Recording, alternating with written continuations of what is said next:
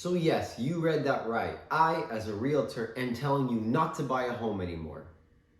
Or am I really? You see, agents and realtors are almost always saying to buy and sell no matter what's going on in the market. And this is because, as we know, we make money based on commission. So I can find it understandable as to why some of you don't believe it whenever an agent says buy or sell. Today, though, I'm going to explain what is really going on in the market and also what I really mean by you shouldn't buy a home anymore. My name is Matthew Cotto. I am with eXp Realty, and make sure you stick through the whole video, as this video will be slightly different than my normal format, as I will mainly just be explaining what happened and is going on in the real estate market for you as a buyer. Now, before I can explain what is going on, I have to explain what happened before, and that is where this video is going to start. So let's go back to 2019, pre-pandemic. Life was good back then and everything was still affordable, including real estate. But then, as we know, disaster struck with COVID, and slowly we went from a "have you heard of that disease" into a full-blown shutdown. However, before we fully shut down, a big thing that was going on in people's minds was the prices of things, including real estate. Many thought that 2007 to 2009 was happening again, and that the real estate market was going to crash, and that it was a terrible investment. And so many different financial advisors and gurus were saying that it's a horrible time to buy real estate. However, what most people got wrong, which led them to think that that market was happening again, was the main reason behind the market shift. You see, 2007 to 2009 happened because there was too many homes and not enough buyers. But this market was caused by the opposite, with there being too many buyers and not enough homes. This lack of knowledge around people and many financial advisors saying that real estate was going to crash was what led to a lot of the major issues that happened during the pandemic in real estate. Now, I say issues, but the reality is a lot of people made huge fortunes during the pandemic, and I will explain how they did that. But first, I will really explain what happened during the market so you understand how they made their fortunes. As I was saying, the real estate market shift this time was caused because there was too many buyers and not enough homes.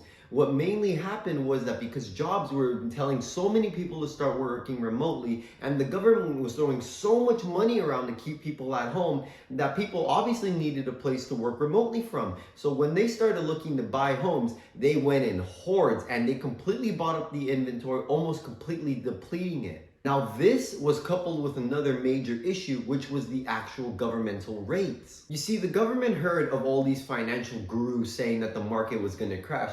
So to incentivize people to buy homes still and also help lower income families that needed to work remotely, they dropped rates to the lowest we've seen in a long, long time. However, this pushed a lot of people and financial gurus again to say that the market really was crashing because of the low rates. However, this is where I will be explaining how people made their major fortunes during the pandemic in real estate. Some people started to realize that low rates were in fact just low rates. So they started to instantly buy tons of homes. They saw that the going was good, so they knew they needed to take advantage of it. This, along with all the people that needed to start working remotely, is what caused all of the bidding wars that we saw on homes. So homes that were only worth really about $750,000, for example, were now selling for close to $900,000. And people didn't care to pay this because they knew they were going to make their money back as investors, or they just knew that they were getting a really good deal because of the low rates. This is what caused homes to skyrocket. The government putting these low rates to incentivize people to buy, coupled along with home investors and remote workers buying up all the inventory for way over value, is what forever changed real estate as we know. However, the government noticed they messed up big time, along with what was happening in the real world's inventory, and people also started to use basically common sense and realize they shouldn't be paying $150,000 to $200,000 over a home's value anymore. And this leads me to where we are right now after the pandemic.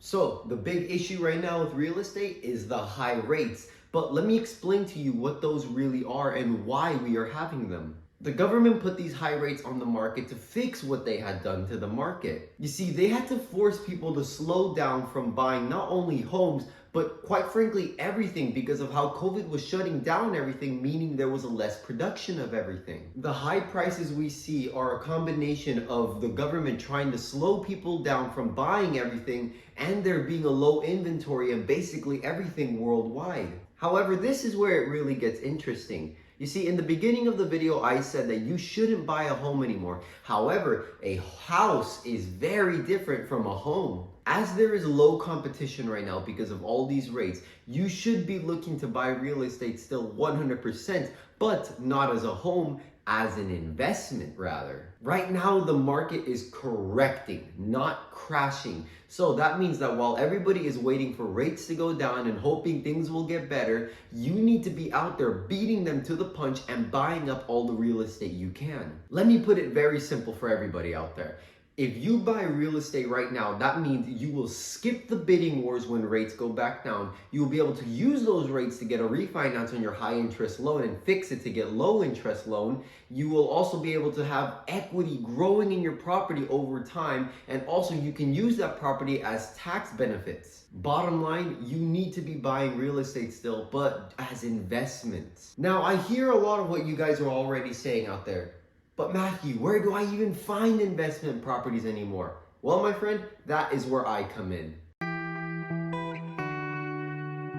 As a real estate agent, I have so many different things that I can do for you to help you as an investor and achieve that dream. I have all the tools and resources to be able to find you your next or first investment property. I have things like market reports, investment valuations, and access to multiple MLSs. I can also do things like set you up on newsletters that'll show you investment properties as soon as they come up on the market. Now, something else I can help you do is, let's say that you want to invest. Great. But you don't want to do it in California. I understand that, as there are so many different markets out there in this country. But what I can do for you is, in the meantime, while you're getting started on your journey to become that home investor in a different state or multiple different states, I can get your home sold here in California for top dollar and fast. Again, because I have all the tools and resources needed so I can take advantage of the market and get that dream to happen for you. If all this sounds good to you, then let's partner up and start it up. My info will be at the end of this video as well as in the description, so feel free to reach out to me for anything you might need. I hope you all feel more informed about what is really going on and feel more confident as a buyer.